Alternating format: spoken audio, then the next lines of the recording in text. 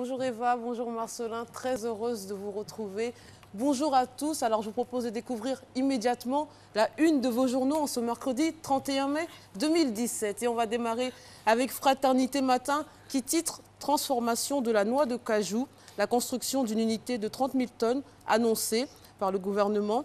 L'autre sujet à la une concerne le ramadan. Le chef de l'État Alassane Ouattara offre 773 tonnes de riz et de sucre aux musulmans. On poursuit avec l'intelligent d'Abidjan qui titre « Convocation et audition non médiatisée de Kobo, chef de sécurité du président de l'Assemblée nationale et de son adjoint Yeo hier ». C'est une information que je développerai très longuement durant la revue de presse tout à l'heure.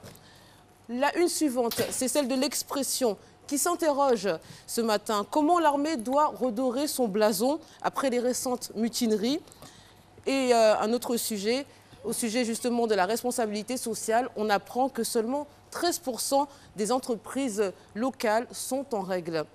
On va continuer avec l'Inter qui cite le président de l'Assemblée nationale, Guillaume Soro, au sujet des mutineries. C'est une humiliation, dit-il, à quoi il ajoute « Je ne suis pas une personne qui peut poignarder dans le dos ». On apprend aussi que le gouvernement retire la nouvelle loi sur la presse à l'Assemblée nationale. Là aussi, j'en parlerai lors de la revue de presse. C'est le journal Nord-Sud qui va maintenant apparaître à vos écrans, qui titre « Amnesty International enquête sur la mort des ex-combattants à Bouaké ». Un autre sujet, la France refuse des visas aux Ivoiriens pour un tournoi de football à Toulon. On continue avec Soir Info qui revient sur l'affaire des agents des pompes funèbres qui ont été abattus la semaine dernière et révèle que les 6 corps sont bloqués. Et on peut lire aussi que des abeilles ont attaqué des élèves en pleine composition, les pauvres, c'était à Vitry Cité.